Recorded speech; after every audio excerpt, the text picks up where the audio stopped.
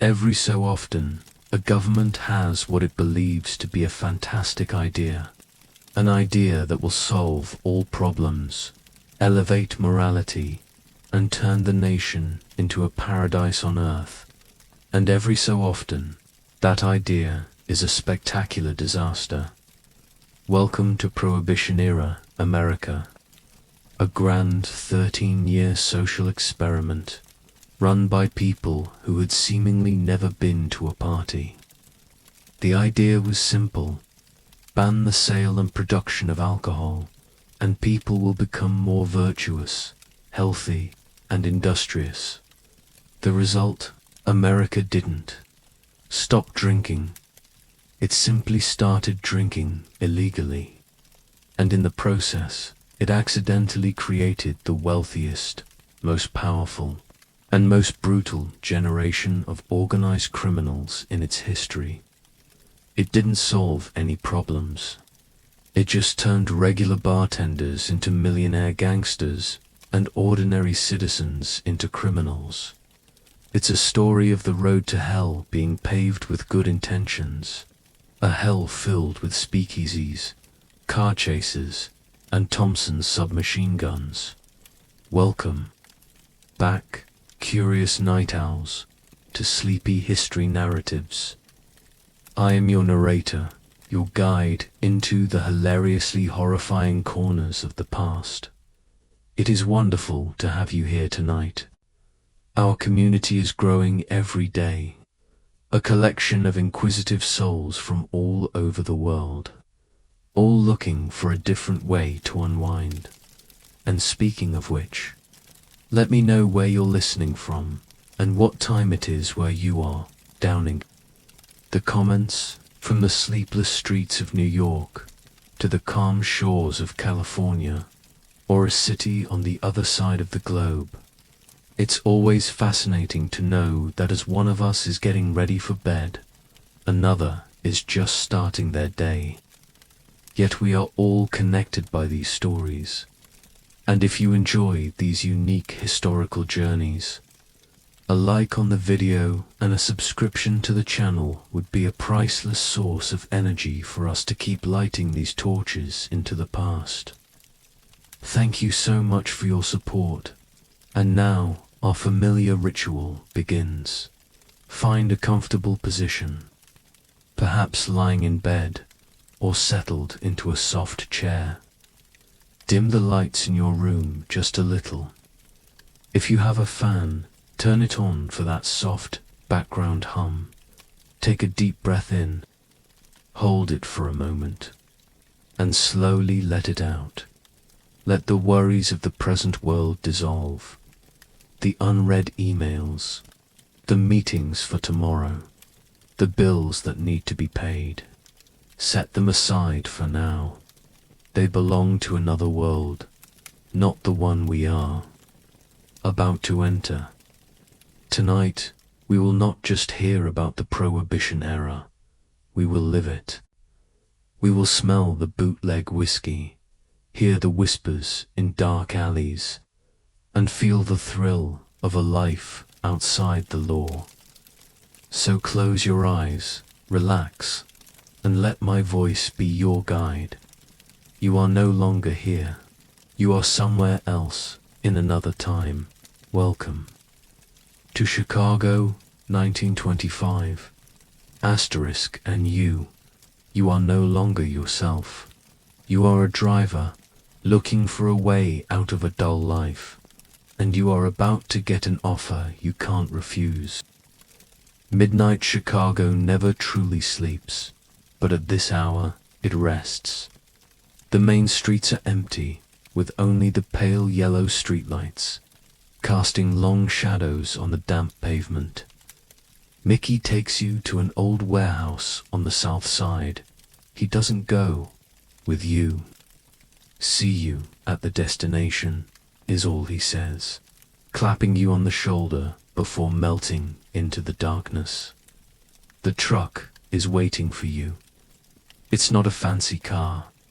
It's an old Ford Model T, but you can see it's been modified. The engine has been reinforced. the suspension made tougher to handle heavy loads. It is a workhorse disguised as an old nag. You open the back.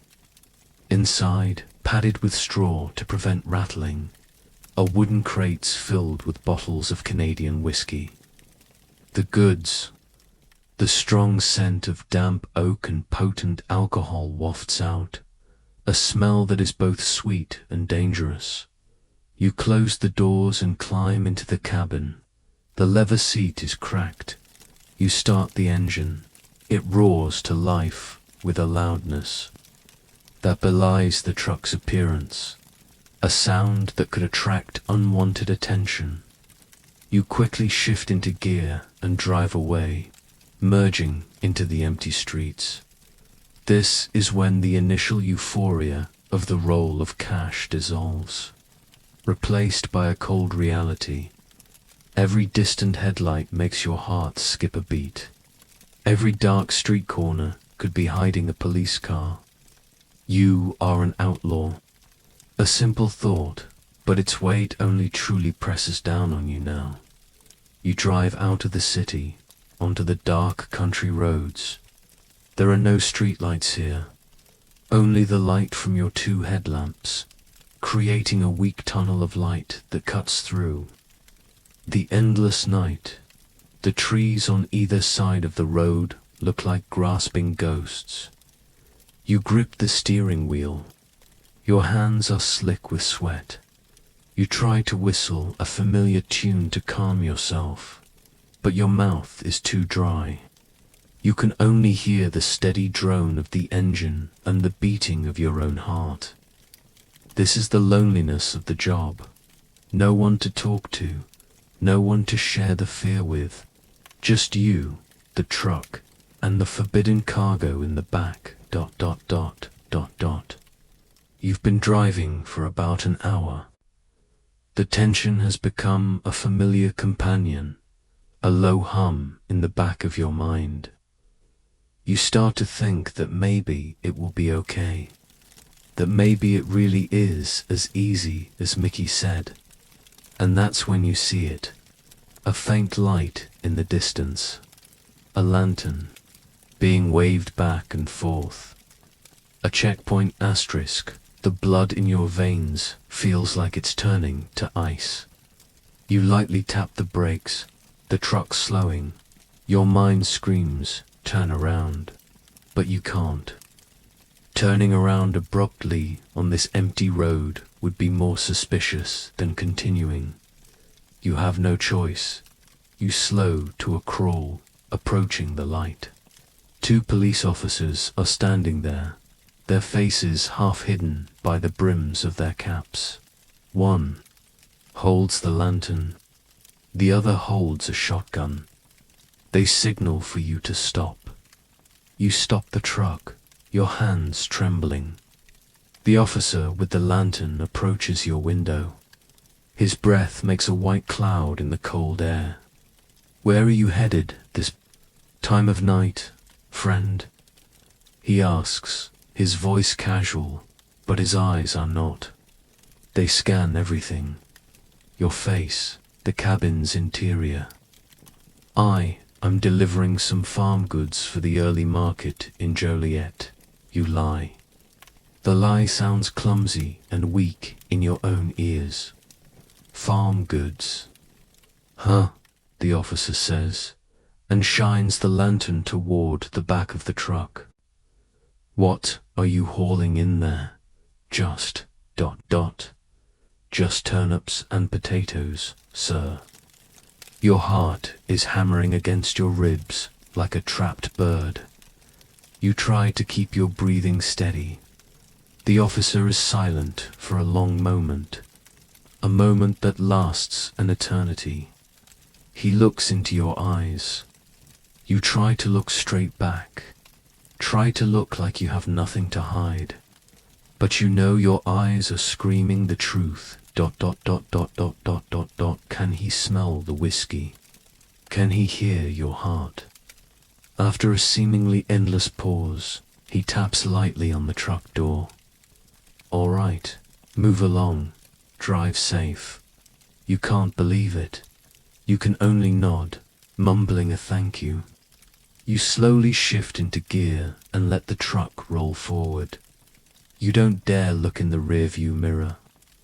You just focus on the road ahead, waiting for the sound of a siren, waiting for the flash of headlights in pursuit. Asterisk, but there is nothing. After you've gone about a mile, when you're sure you are safe, you finally allow yourself to exhale a shaky, shuddering breath.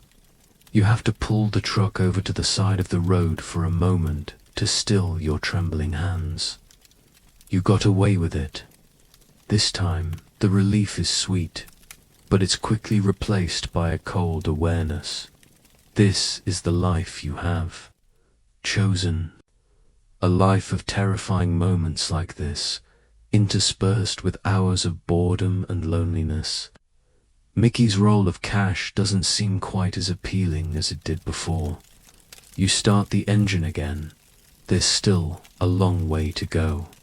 You turn off the engine, and in the silence of the alley, you hear a faint sound from up ahead. ... Music. You have arrived. You drive into an unnamed alley, sandwiched between two old brick buildings. You cut the engine. The sudden silence is absolute, broken only by the ticking cooldown of the motor. This alley smells of garbage and forgetfulness. There is only a single, weak lamp at the far end, illuminating piles of trash cans and a stray cat melting into the shadows. Your destination is a steel door with no handle, no sign. It looks more like the entrance to an abandoned warehouse than a destination, worthy of such a risky journey. You remember Mickey's instructions. You walk to the door, feeling the cold of the metal under your fingertips. You raise your hand and you knock. Not a normal knock, a rhythm. 3 quick taps, a pause, then 2 slow ones. Tap, tap, tap, tap, tap. For a moment, nothing happens. You start to wonder if you're in the wrong place. The cold fear from the police checkpoint returns. Then a small click. A small metal peephole on the door slides aside, revealing a pair of eyes staring out at you from the darkness. The eyes are not friendly. They are assessing, judging. "Mickey sent me," you whisper, your voice sounding small in the alley. The eyes stare for another second, then the peephole snaps shut. There is the heavy clunk of a deadbolt being drawn, and the steel door slowly swings inward. The first thing that hits you is the sound. It is not a noise. It is a waterfall. A waterfall of lively jazz music, the wail of a saxophone, the rush of a piano, and a drum beat that makes your feet want to move. Mixed in is the chatter of voices, the clinking of glasses, the sound of defiant, flowing life. After the sound comes the light, not a harsh light, but a warm, hazy, golden light, filtered through thick clouds of cigarette smoke that hang in the air. It's like stepping into a world painted in honey and amber dot. And finally, the smell. The smell of expensive women's perfume, of men's cigars, of sharp gin, and above all, the smell of excitement, of a legal freedom. A large man in a black suit nods at you and gestures for you to follow. You step over the threshold, and the steel door slams shut behind you, its sound swallowed by the music. The cold, grimy alley is gone. You are in another world. The place is packed. Men in pinstripe suits, their hair slicked back. Women in short, shimmering, beaded dresses with bobbed hair and long strands of pearls. They are the flappers you've only seen in magazines. They are laughing loudly, dancing, and drinking from small cocktail glasses. They move with a confidence and recklessness you have never seen. The large man leads you through the crowd to a long mahogany bar. Behind it, bartenders in white shirts are juggling bottles and shakers with flair. But you don't stop there. He leads you through a small door behind the bar into a small office. The jazz music becomes more distant. The atmosphere here is different. The fun is gone. There is only business. A man sits behind a desk, smoking a cigar. He doesn't look up at you right away. He is focused on a ledger. After a moment, he raises his head. His eyes are cold and sharp. "Mickey's delivery?" he asks. You nod. The large man from before and another go outside and begin unloading the crates from your truck. You can hear the thud of the wooden boxes being set on the floor. The man behind the desk says nothing more. He just watches you. You feel like an insect under a microscope when the unloading is finished. The man opens a drawer, takes out a thick roll of cash, identical to Mickey's. He counts off a portion, old, worn bills, and pushes it across the desk toward you. You take the roll of cash. It is warm and full of promise, but the look in this man's eyes is not. That look says you are replaceable. You are just a driver, a small cog in a giant machine. Mickey will let you know about the next run, he says, and then looks back down at his ledger. The conversation is over. The large man gestures for you to leave.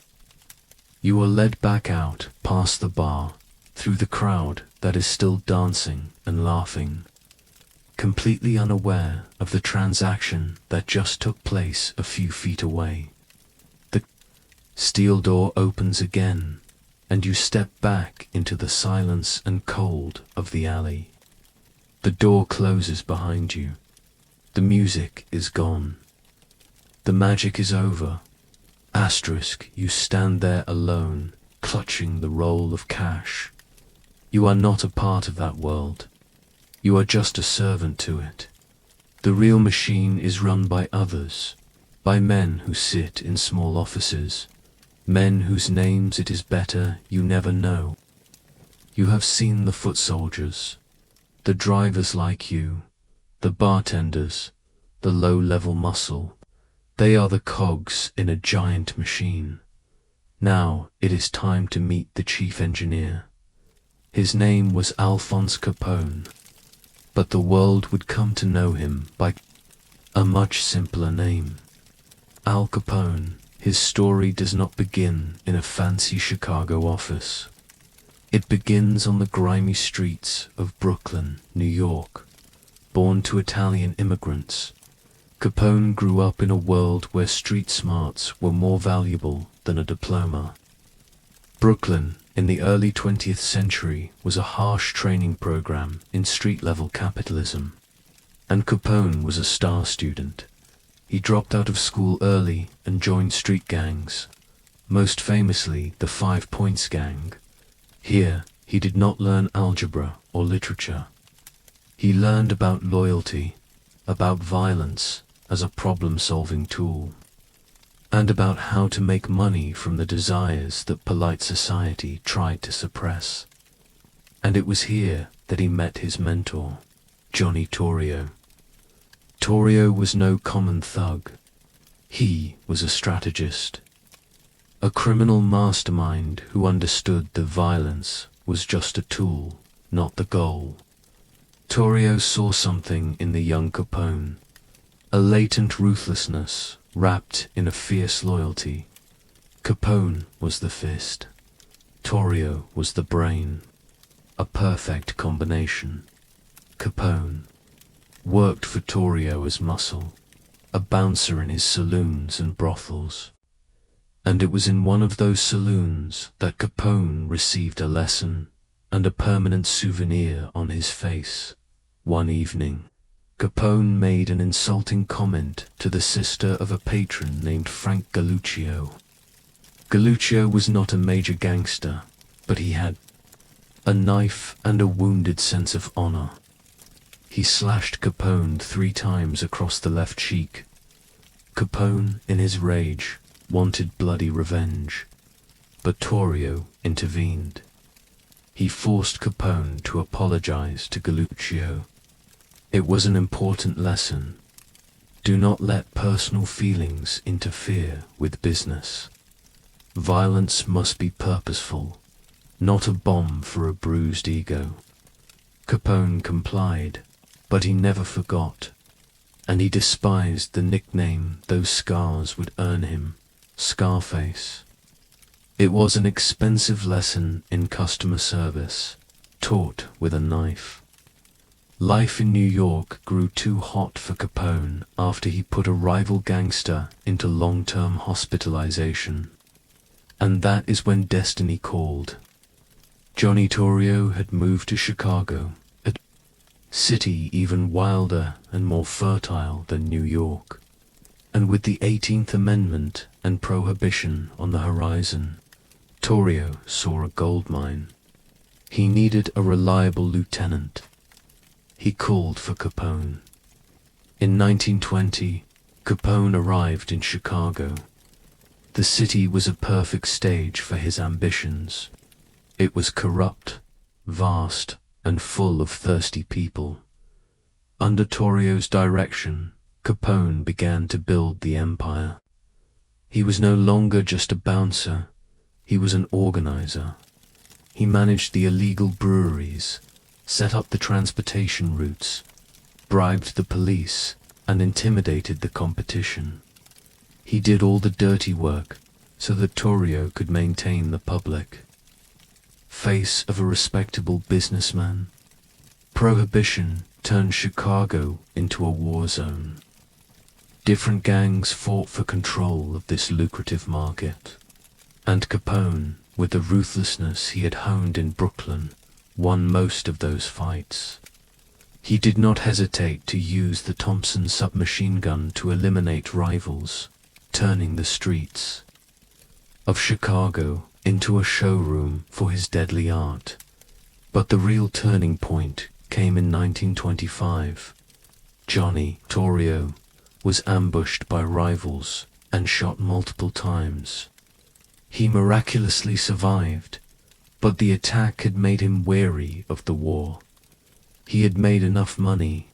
He wanted to retire in peace. And so, in a quiet meeting, with no crown, no coronation, Johnny Torrio handed his entire empire over to his most fearsome lieutenant. At the age of 26, Al Capone became the boss. Chicago was about to get a new king. A king with no throne, but with an army and an unquenchable thirst for power. Al Capone's kingdom had no borders on a map. It was an invisible network of fear and desire woven into every alley, every bar, every police station in Chicago. And when Johnny Torrio handed over the keys, Capone didn't just take them, he had a few more floors added to the building. Under his rule, the Chicago outfit was no longer just a gang. It became a corporation. A vertically integrated corporation specializing in the industry of vice. The main product, of course, was alcohol. Thousands of illegal breweries and distilleries operated under his protection, producing everything from passable beer to the kind of gin that could cause temporary blindness. His fleet of trucks, like the one you drove, ran day and night, a terrifyingly efficient logistics system. why stop at alcohol? His empire expanded into gambling. Secret casinos sprang up like mushrooms after a rain, where wealthy men could lose a fortune in a single night. He controlled the betting rackets, from boxing to horse racing. Every dollar wagered in Chicago, one way or another, found its way in part into Capone's pocket. Then there was prostitution. Hundreds of brothels operated under his supervision, providing a steady stream of income and a tool to control politicians and police, officers with discreet appetites. And to keep this giant machine running smoothly, there was one essential department: human resources, otherwise known as gunmen.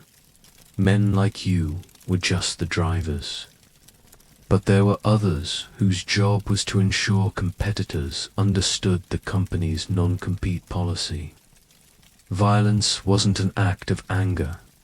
It was a line item on a balance sheet, a beating as a warning, a bombing as a persuasion tactic, and a bullet to the back of the head for those who were slow learners. Capone's empire was said to earn around $100 million a year. In today's money, that's over $1.5 billion. All of it was dirty money, money made from addiction, desperation, and fear. But that was the Capone of the shadows. The Capone of daylight was another story entirely. He did not hide in the dark. On the contrary, he bathed in the limelight. He moved his headquarters to a luxurious hotel in downtown Chicago.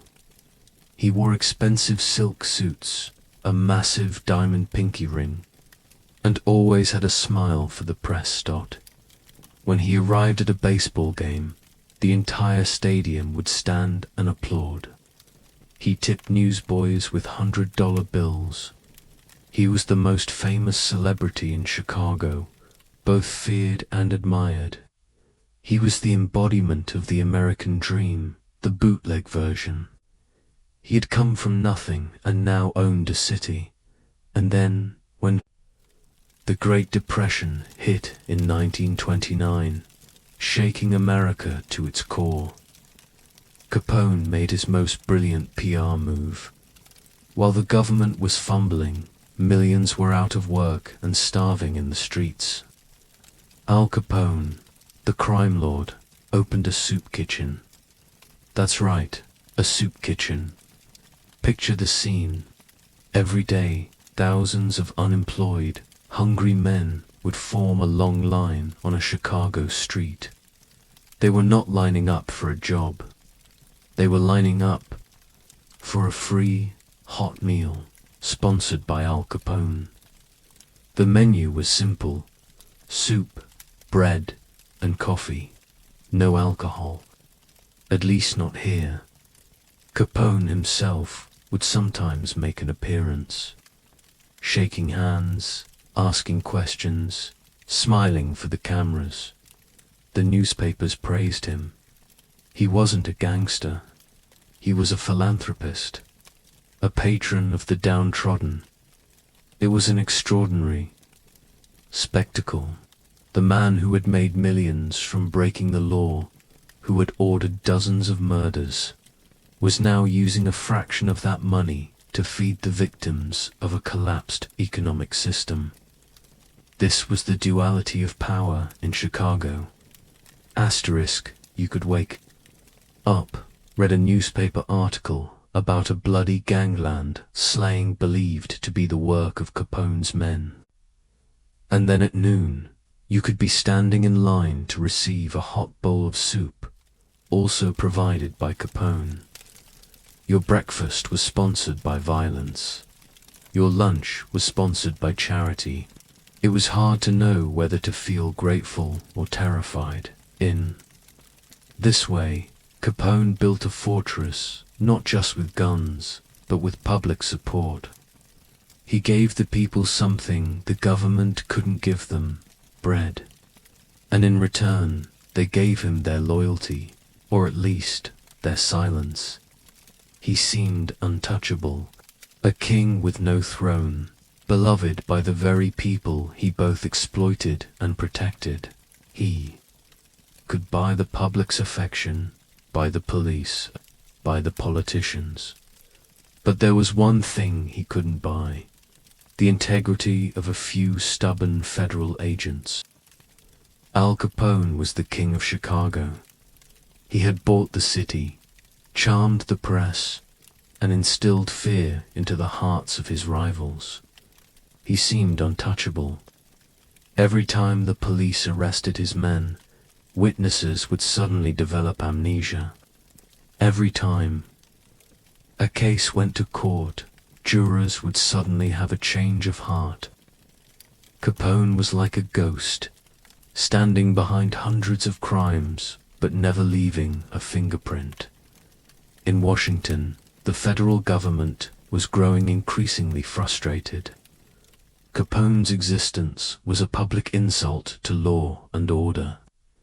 They could not let a major American city be run by a gangster. They had tried everything: the raids, the arrests. But Capone was too smart. He never directly implicated himself. His name was not on any property deeds. Every transaction was in cash, ... And then someone in the Justice Department had an idea that was not glamorous, not dramatic, but was brilliantly insidious. If they couldn't imprison him for what he did, perhaps they could imprison him for what he earned. In 1927, a landmark Supreme Court decision had ruled that income from illegal activities was still subject to income tax. It was a subtle, legal masterstroke. It meant that either Al Capone had to admit he was a bootlegger and file a tax return, or he had to continue his denial and be guilty of tax evasion. A perfect trap. But for that trap to spring, they needed a hunter. Not a gunman, but someone far more frightening to a cash-based empire. They needed an accountant, ... His name was Frank J. Wilson. He was not a tall, handsome federal agent. He was a quiet, middle-aged man who wore thick glasses and had spent his life in the small, dusty offices of the Treasury Department. His world was ledgers, receipts, and numbers. Capone's language was bullets and bribes. Wilson's language was addition, subtraction, multiplication, and division. Wilson was given a seemingly impossible task: to prove that Al Capone, a man who had never had a bank account, never signed a check, had a massive income that he had never declared. For nearly 2 years, Wilson and his team worked in secret. They didn't raid breweries. They raided paper warehouses. They sifted through thousands upon thousands of documents, phone bills, hotel receipts, transaction records. They worked like archaeologists, trying to reconstruct the financial skeleton of a monster from its smallest fragments. The work was not just tedious, it was dangerous. Capone knew he was being investigated. Informants who spoke to Wilson were threatened. A close friend of Wilson's was assassinated. Wilson's own wife begged him to quit, telling him, "They will kill you." But Wilson, with the quiet persistence of an accountant, kept going. He traced Capone's lavish spending on suits, furniture, and limousines. But spending wasn't income. He needed a direct link. And then the breakthrough came, not in a shootout, but in a dusty warehouse. Wilson had uncovered a series of ledgers from one of the gambling halls Capone had once run. Most of them were in code, but one of them, due to the carelessness of a syndicate bookkeeper, recorded the gross income clearly, and more importantly, it had a note about the division of payouts to the partners. Among them was one name, Al. That was it, the missing link. A thin but strong enough thread to connect the king of the underworld to his illegal cash flow in June of 1931. Al Capone was indicted on 22 counts of federal income tax evasion. Capone wasn't overly concerned. He was used to manipulating the legal system. He walked into the courtroom confidently, smiling and waving at reporters. But this time, his opponent wasn't the Chicago police. It was the United States federal government, and their weapon wasn't a gun, but a ledger. During the trial, prosecutors, armed with Wilson's evidence, painted an undeniable picture of Capone's wealth. They brought in witnesses, shopkeepers who had sold Capone luxury goods for cash. They presented the ledger with the name Al clearly written. On October 17, 1931, the jury delivered its verdict. Guilty. Al Capone, the man who had terrorized Chicago for nearly a decade, who had ordered countless murders, who had built the largest criminal empire in America, was sentenced to 11 years in federal prison. He was not convicted for the hundreds of murders he was believed to have caused. He was not convicted for poisoning a city with illegal liquor. He was convicted for not sharing a portion of his illegal profits with the government. Asterisk, the King of Chicago was brought down, not by a bullet, but by a pencil.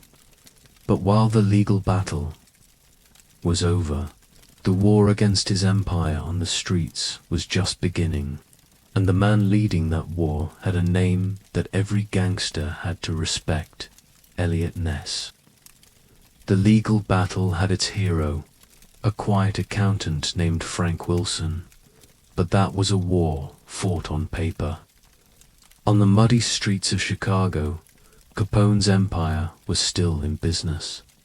The breweries still churned out illegal beer, the casinos still operated, and rivals still disappeared in the night. The war on the streets needed a different kind of hero, a man who wasn't afraid to get his hands dirty. His name was Eliot Ness. He was young, only in his late 20s when he was given the assignment. An agent of the Prohibition Bureau, full of ideals, with a square jaw and an unblinking gaze. He was given a simple but nearly impossible mission: hit Al Capone's business operations and make them bleed. Ness quickly realized a problem. He couldn't trust anyone. In 1920 Chicago, a police badge wasn't a symbol of justice. It was a price list. Most of the Chicago PD was on Capone's payroll. If Ness planned a raid, Capone would know about it before Ness's own agents had tied their shoes. Evidence would vanish. Witnesses would go silent. Arrests would be undone by a single phone call from a politician. The city was sold. Completely. Ness understood that if he was going to win, he had to build his own small army, an army that couldn't be bought. He began the selection process carefully. He didn't look for seasoned officers. Many of them were already tainted.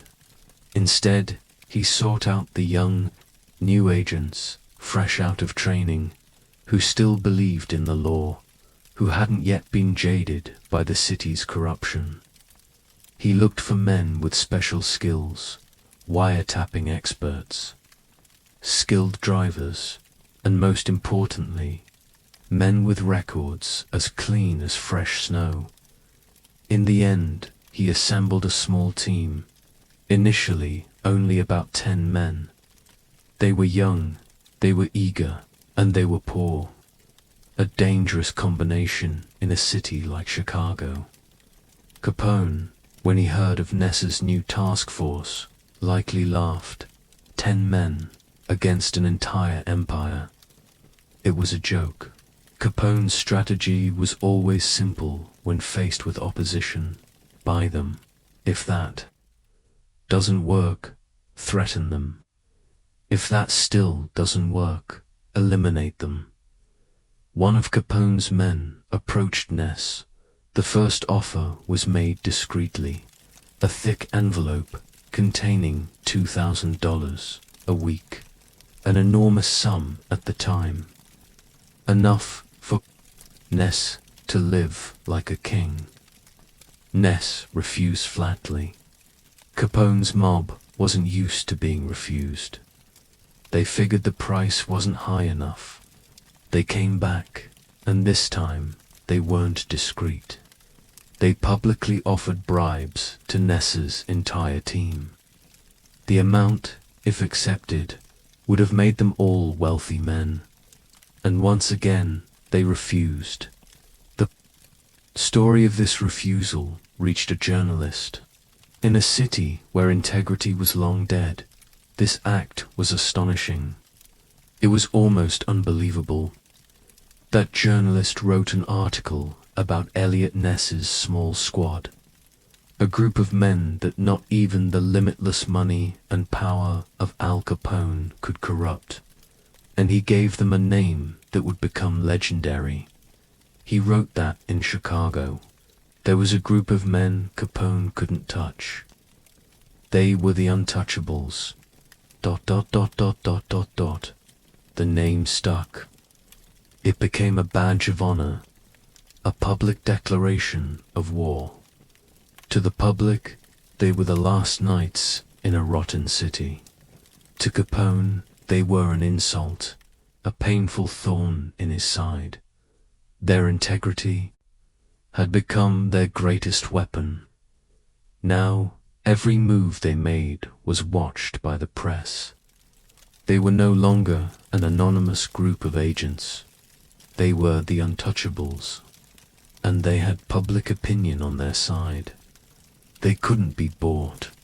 So Capone decided to use another language he was more fluent in: violence. The threats began. Ness's car was tampered with. A close friend of his was murdered. The agents' families were followed. But Ness and his team had an answer of their own. And that answer smelled of spilled booze and the sound of splintering doors. Elliot Ness knew he couldn't beat Al Capone by playing by Capone's rules. Arresting low-level soldiers was like pulling a few weeds in a forest. They grew back immediately. Threatening corrupt politicians was pointless, so Ness decided to attack. The one thing Capone cherished most, not the lives of his men, but his cash flow. Ness's strategy was simple. He couldn't arrest everyone, but he could make their business extremely expensive. He wouldn't just dam the river of illegal liquor, he would break the dam itself. And his weapons were not just pistols, they were fire axes. The untouchables went to work.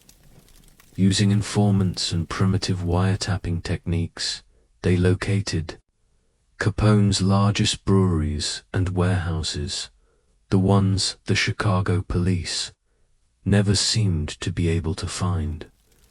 They did not knock. One of Ness's most famous tactics was one of brutal creativity. He took a heavy-duty truck, reinforced its front with a thick steel bumper, and turned it into a makeshift battering ram. Picture the scene. A quiet afternoon on an industrial street. A normal-looking brick warehouse with no signs. Inside, dozens of workers are bottling illegal beer. An operation that has been running smoothly for months, under protection, and then, from down the street, Ness's truck appears, roaring. It does not slow down. It does not stop. It smashes through the thick wooden doors of the warehouse like a steel rhinoceros. The sound of splintering wood is horrific. The doors are torn from their hinges. The truck plows inside, and before the workers can even process what is happening, 10 men in suits, armed with pistols and axes, pour in behind it. Federal agents. Everybody freeze. Chaos erupts. The workers throw their hands in the air. A few try to run but are quickly subdued. But Ness's team isn't focused on arrests. That's just a formality. Their real target is the infrastructure. Destroy it all. Ness commands, and the war of the axes begins. The sound of axes striking the oak barrels of beer and whiskey rings out, a brutal, methodical rhythm. Powerful swings splinter the wood and golden beer. The lifeblood of Capone's empire pours out in a wasteful river, flooding the floor, mixing with broken wood and spilling.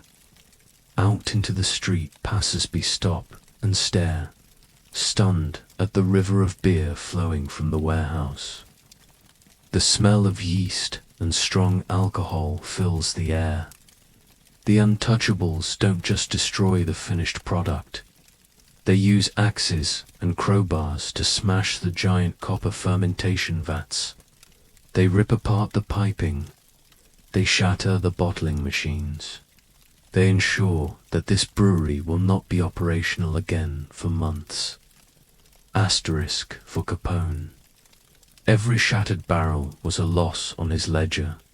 Every destroyed vat was a factory shut down. Elliot Ness wasn't just a cop.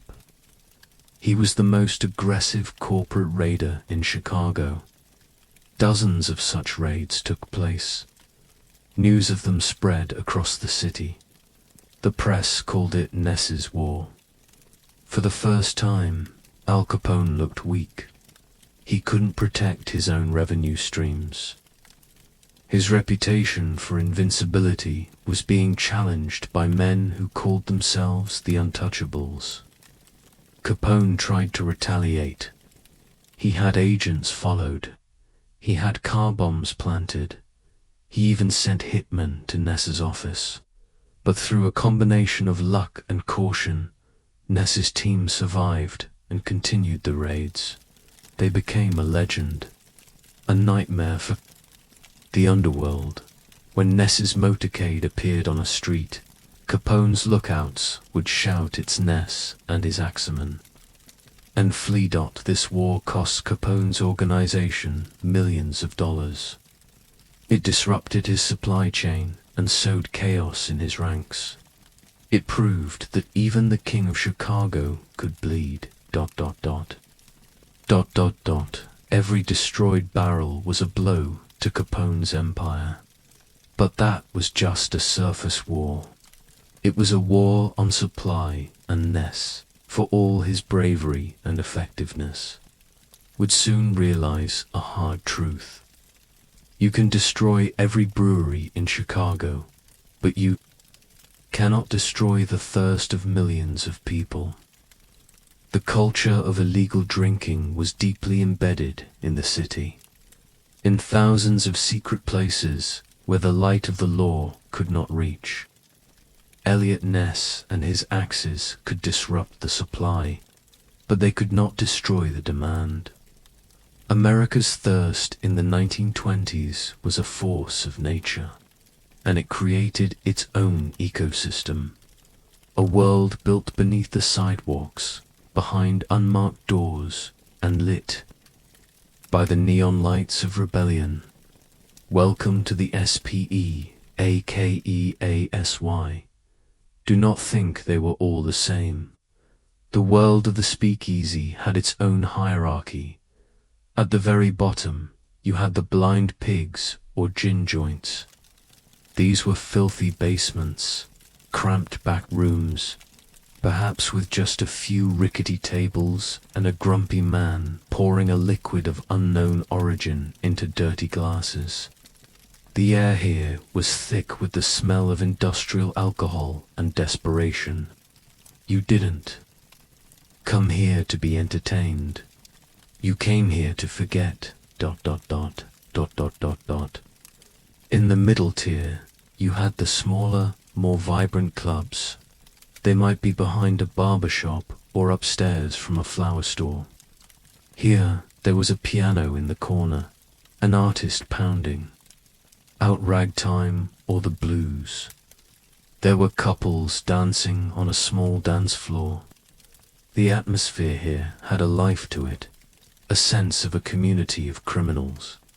And then, at the top, you had the true nightclubs, places like the Cotton Club in Harlem or the Stork Club in Manhattan. These were the palaces of Prohibition. To get in, you needed more than a password. You needed to be on the list. Inside was a world of red velvet, of silver tableware, of large jazz bands with gleaming brass sections. Politicians, movie stars, tycoons, and the most notorious gangsters drank expensive champagne together, all protected by the same shell of silence and bribes. But whether glamorous or grimy, all speakeasies shared a common soul, and that soul had a soundtrack. ... It was jazz. Jazz was the music of the Prohibition era. It was new, it was improvised, it was loud, and it was dangerous, just like the era itself. It was the sound of rules being broken, the wail of a trumpet, the scream of a saxophone, the driving rhythm of the drums and bass. ... It was music you could feel in your chest. It was music that made you want to move, to dance, to forget the prim grey world outside that door. To the older generation, jazz was the devil's music. To the younger generation, it was the sound of freedom. And speaking of freedom, no one embodied it more than the women in the speakeasies. Look there she is, the flapper. She was a creature of this era, a cultural icon born in the shadows of illegal bars. Her hair was cut into a short bob, a rebellious act against traditional long hair. Her dress was short, for the first time in history, revealing her knees as she danced. It was covered in beads and fringe, shimmering and moving with every note.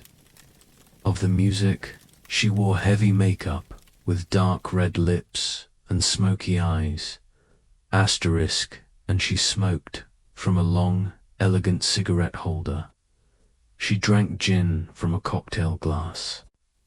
She laughed loudly, spoke with confidence, and danced the Charleston with a liberating abandon that horrified the guardians of morality. How ironic. The 18th Amendment, created to enforce traditional moral values, had accidentally created a space where women could spectacularly break free from them. The speakeasy was one of the few places where a single woman could go unchaperoned, could drink, smoke, and socialize on equal footing with men. It was a social revolution happening on the dance floor. The speakeasy was also a social melting pot. In an America still deeply divided by class and race, inside these walls, some of the rules were relaxed. New money immigrants who got rich from bootlegging could sit next to the sons of prestigious families. Black jazz artists played for integrated, or at least mixed, crowds.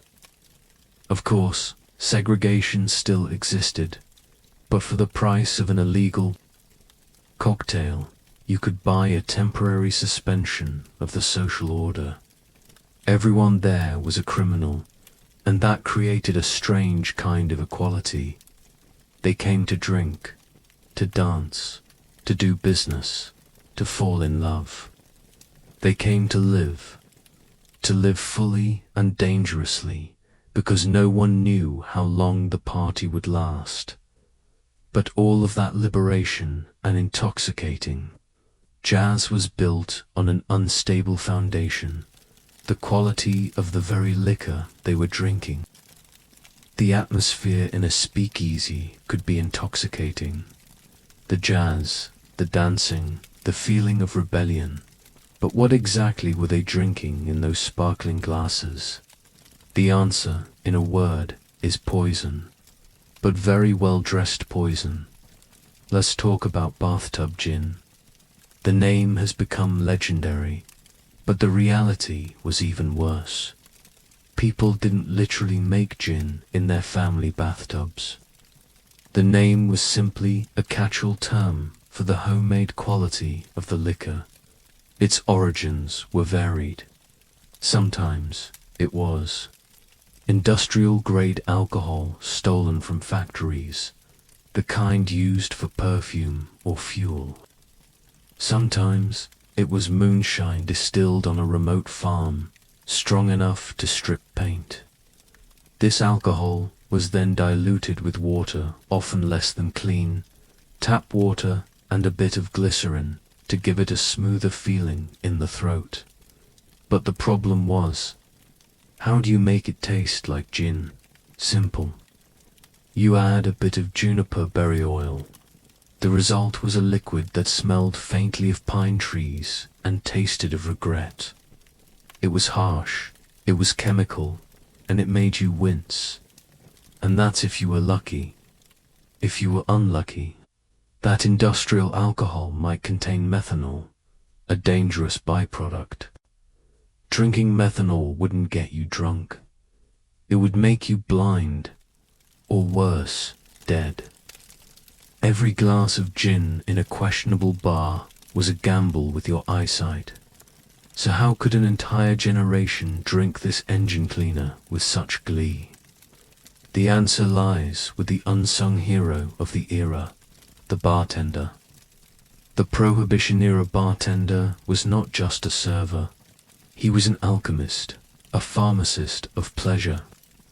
His job was to take a horrifyingly bad base ingredient and transform it into something drinkable, even delicious. He was a magician, and the cocktail shaker was his magic wand. And his secret weapons? Sugar, lemon, honey, and anything else with a strong flavor that could mask the truth. This was the golden age of the cocktail, born not of sophistication, but of desperation. Most of the classic cocktails you know and love today were either invented or popularized during this era for one single purpose: to make bad liquor taste good. Let's consider a few examples. Your bar just received a shipment of gin that tastes like floor cleaner. No problem, let's make a bee's knees. The name means the best, but its recipe is a cry for help. The formula is simple: gin, lemon juice, and honey. Why honey? Because its thick sweetness and fragrant aroma were powerful enough to overpower the chemical taste of the gin. It wasn't just sweetening the cocktail. It was performing a flavor rescue mission. Asterisk. Or perhaps your liquor isn't just bad, it's too strong, too harsh. Try a French 75. Take that questionable gin, add lemon juice and a little simple syrup, and then top the whole thing off with champagne. The cheerful bubbles of the champagne would make the cocktail seem elegant and light, making you forget you were drinking something that could probably start a tractor. The mint julep became incredibly popular. Why? Because mint is one of the most powerfully flavored herbs. A handful of fresh, muddled mint leaves releases enough essential oil to hide almost any sin in a glass of bootleg whiskey. Every cocktail was a sweet lie, an elaborate performance. The bartender wasn't just mixing a drink, he was telling a story of elegance and sophistication. To cover up the fact that his primary ingredient might have been transported in an old fish barrel, and the customers happily accepted that lie. They had no other choice. They wanted to be part of the party, part of the rebellion. They wanted to taste sin, and the taste of sin, it turned out, was the taste of lemon, honey, and mint.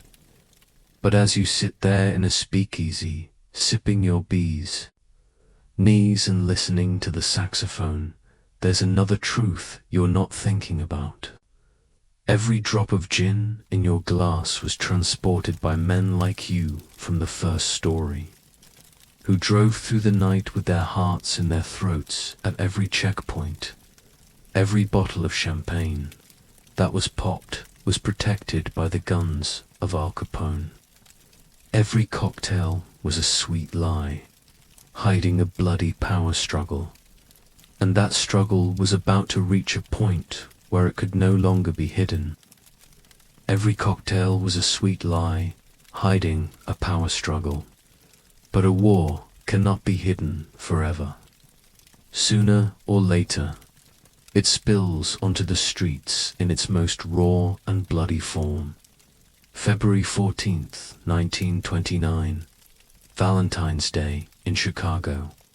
There was no love in the air, only tension and a biting winter chill. The war between Al Capone's South Side gang and the rival North Side gang of George Bugs. Moran was about to come to a definitive end.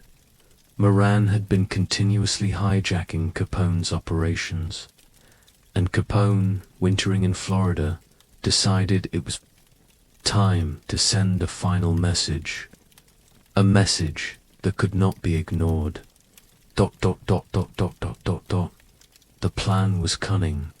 Capone's men contacted Moran's gang, posing as independent bootleggers. They offered an irresistible deal, a hijacked shipment of high-quality Canadian whiskey, for sale at a rock bottom. Price. The bait was set. The meeting point was scheduled for 10:30 in the morning, at a garage at 2122 North Clark Street, a discreet location perfect for an illegal transaction. That morning, 7 men associated with the Northside gang were at the garage, waiting to receive the shipment. Bugs Moran himself was on his way, but was running a few minutes late. As he approached, he saw what looked like a police car parked outside. Thinking it was a raid, and not wanting to be caught, Moran and his bodyguards quietly slipped away. It was a delay that saved his life. The men inside were not so lucky. They suspected nothing. Being raided by the police was a professional hazard. They were used to it. Pay a small fine, or call a lawyer, and they would be free again. ... At around 10:30, the police-like Cadillac pulled up. 4 men got out. 2 of them wore the uniforms of Chicago police officers. The other 2 were in civilian overcoats. To the neighbors, peering through their windows, it was just another routine raid. They watched as the police entered the garage with confidence. Inside, the 7 men of the North Side gang likely sighed, preparing for the familiar charade. They offered no resistance. On the order of the uniformed men, they obediently lined up, facing the cold brick wall, their hands in the air. They were waiting to be searched and arrested. They were waiting for something else entirely. Once the 7 men were neatly in a row, The two men in civilian clothes, Capone's hitmen, pulled out two Thompson submachine guns from under their coats. Along with a shotgun, there was no warning. There were no last words. The silence of the garage was torn apart by a sound. The dry, repetitive roar of the Tommy guns. A rain of over 70 bullets tore into the 7 men. Brick and mortar exploded from the wall. The bodies convulsed and then crumpled to the floor in a messy heap, amid rapidly spreading pools of blood. That. Then silence returned, a deadly silence. But the performance was not over. The killers acted with calm, methodical precision. The two men in civilian clothes put their hands up, and the two policemen aimed their guns at them, acting out an arrest. They walked out of the garage in full view of the curious neighbors. The scene was perfect. The police had the situation under control, having arrested two of the troublemakers. No one suspected a thing. The Cadillac slowly drove away and disappeared. It was only a short time later, when a neighbor noticed the unusual silence and the frantic barking of a dog inside the garage, that the real police were called. The scene. They discovered shocked even the most hardened Chicago officers. 7 men lay dead on the cold floor, their bodies riddled with bullets. One of them, Frank Gusenberg, was somehow, miraculously, still alive, despite 14 bullet wounds. When asked by police who had shot him, his final words before he died were a vow from the underworld. "Nobody shot me." The gunfire fell silent, leaving a deadly quiet and 7 bodies on the garage floor. Chicago, and all of America, had awakened from its romantic dream of the gangster. The silence in the garage at 2122 North Clark Street did not last long. It was quickly replaced by the roar of printing presses and the scream of newspaper headlines. The news of the massacre spread like a wildfire, faster than the telegraph. This was not a typical gangland slaying, a story the people of Chicago had grown accustomed to. This was something different, something cold, brutal, and horribly calculated. And this time, there was photographic evidence. Newspaper photographers were on the scene almost immediately, and the pictures they took were printed, uncensored, on the front pages of papers across America. For the first time, the public didn't just read about gang violence. They saw it. They saw the bodies heaped on the floor. They saw the bullet-pocked brick wall. They saw the blood. So much blood. Those grainy, black and white photographs had none of the glamour of Hollywood. They had the stark reality of a morgue, and they changed everything. Up until that point, the American public had a complicated relationship with gangsters, like Al Capone. On the one hand, they were criminals, but on the other, they were charming rebels, men who defied an unpopular law. They provided the booze. They ran the exciting nightclubs. They were outlaws, but with a certain romantic sheen of the modern-day Robin Hood.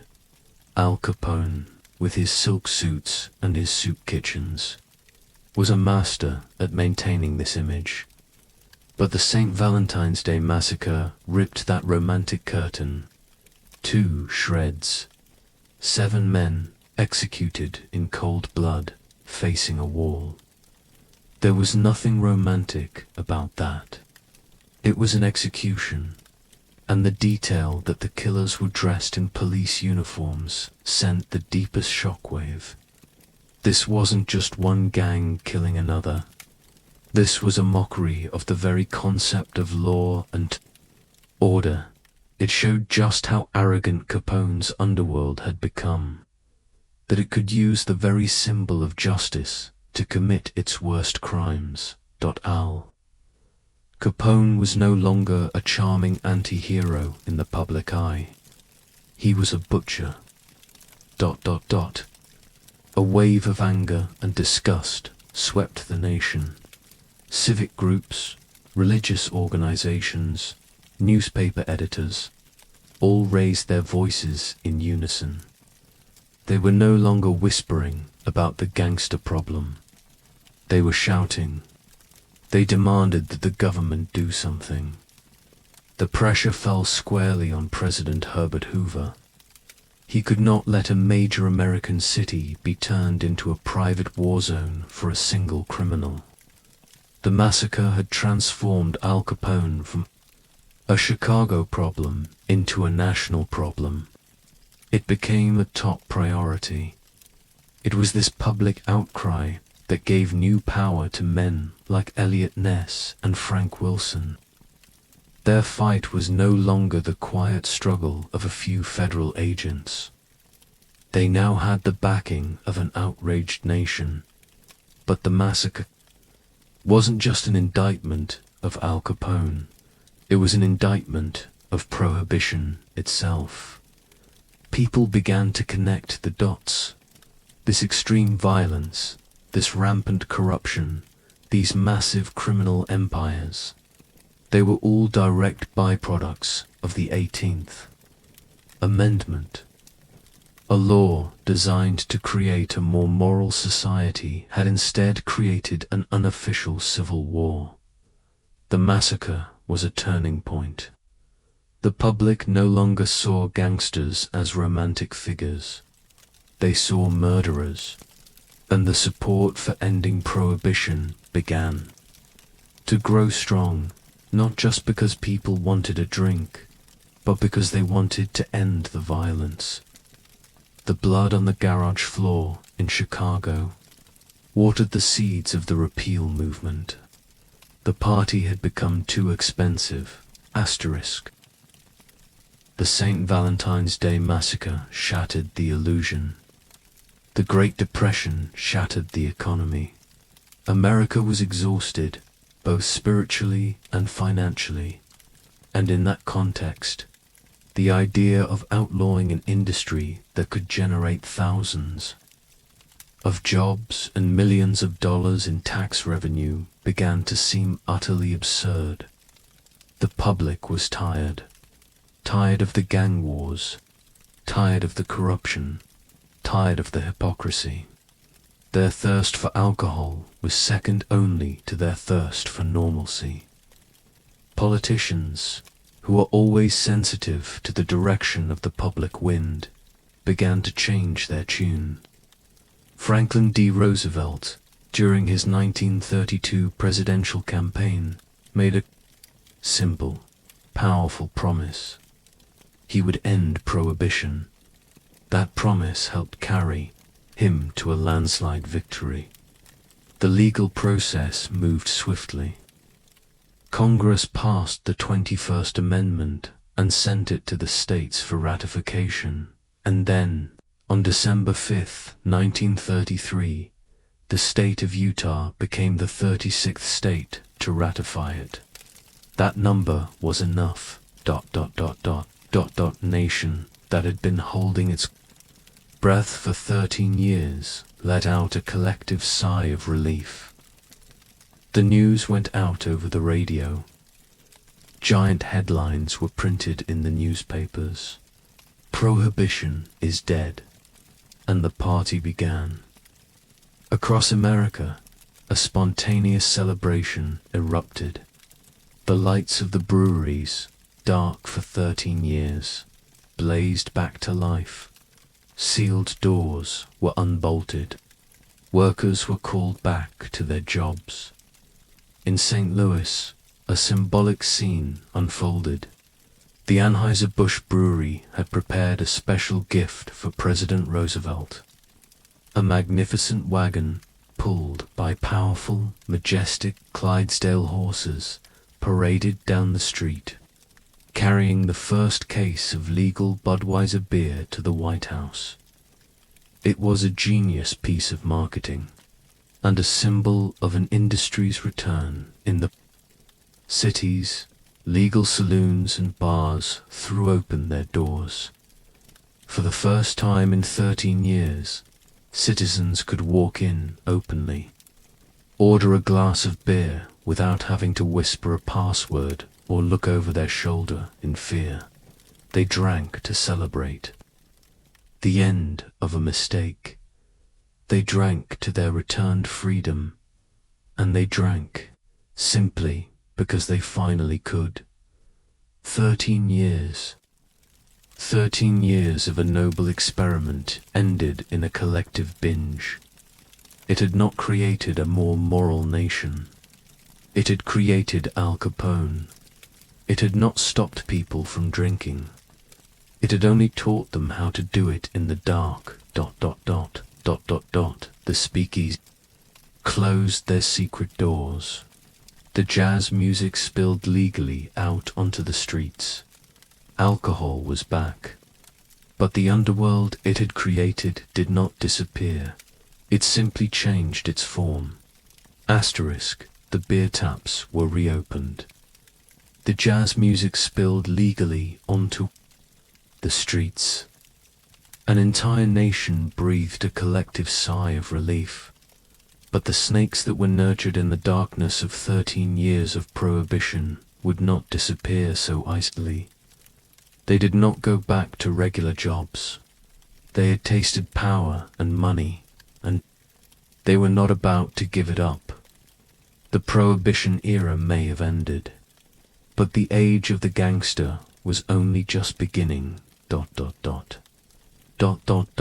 Think of it this way. Prohibition was the single greatest angel investment round in the history of crime. It gave the street gangs everything a startup business needs to succeed. A massive market with an unquenchable demand. An exclusive product, thanks to a government ban. And ridiculously high, completely untaxed profits. During those 13 years, gangsters like Al Capone amassed enormous fortunes. And when the revenue stream from illegal liquor dried up, they didn't disband. They diversified. This is the darkest and most lasting legacy of the Prohibition era. It transformed local, disjointed street gangs into highly organized, national crime syndicates. The profits from bootlegging were poured into other illegal activities. Ones that were more sophisticated and harder to dismantle. Loan sharking, extortion, the infiltration of labor unions, taking over legitimate industries like construction and waste management, and of course, complex gambling and betting networks. The mafia families, La Cosa Nostra, used the Prohibition years to build their networks, establish their political connections, and perfect their methods. Prohibition taught them how to organize, how to launder money, and how to use violence systemically. When the law changed, they simply changed their business model. But there was another legacy, one born as a direct reaction. The federal government, having been publicly embarrassed by Capone's reign, realized something. Local police forces, prone to corruption, were inadequate to deal with interstate criminal organizations. They needed a powerful federal law enforcement agency, with the authority and resources to pursue these criminals across the country. The rise of Al Capone led directly to the empowerment of the Bureau of Investigation, which would soon become the Federal Bureau of Investigation, or FBI. under the leadership of an equally powerful and controversial figure, J. Edgar Hoover. The Prohibition era kicked off a decades-long arms race between organized crime and federal law enforcement. The FBI developed new investigative techniques, wiretapping methods, and a national network of agents. The Mafia, in turn, developed countermeasures, codes of silence, omerta, and increasingly sophisticated ways to launder their money. The war that Eliot Ness and the Untouchables had started in Chicago now went national, a quiet war that would define the American underworld for the rest of the 20th century. And finally, there is the cultural legacy, for all its brutality and danger. The Prohibition era left an indelible mark on the American psyche. The image of the gangster in the pinstripe suit, holding a Thompson submachine gun, has become an icon. Romanticized countless times in movies and books. From The Godfather to Boardwalk Empire, we remain fascinated by the story of outlaws who built empires. The flapper dresses, the Charleston dance, the jazz age, and the classic cocktails. All are living legacies of an era born from suppression, and so a crazy decade came to an end, leaving us with lessons, legends, and unquestionably much better cocktails. It is a reminder that sometimes the best efforts to control society create monsters more powerful than anyone could have imagined. And so, our journey through the dark alleys and smoke-filled bars of the Prohibition era comes to a close. We began with a noble idea, a noble experiment to make America a better place, and we ended with criminal empires, bloody wars, and a bitter lesson, the lesson that sometimes the road to hell is indeed paved with good intentions. That when you try to suppress a human desire, you do not make it disappear.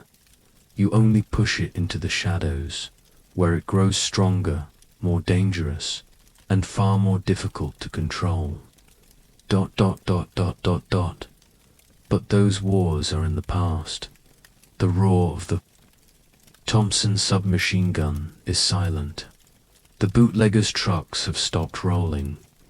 The lively jazz of the speakeasies is now just a distant echo. Al Capone, Eliot Ness, the bootleggers, the flappers, they have all become ghosts of history, characters. In the story we told tonight, now, all that remains is the stillness of your room. All that remains is the steady rhythm of your own breath. Let those stories, those images, gently dissolve into your dreams. Let your mind be still. It has taken in enough stories, enough ideas for one night. Your body is growing heavier, sinking deeper into comfort and warmth. There are no more dark alleys, only the gentle darkness that surrounds you. There are no more chasers, only peace. Rest now. You have had a long journey. It is time to rest, a deep and peaceful sleep. May your dreams be sweet. Good night.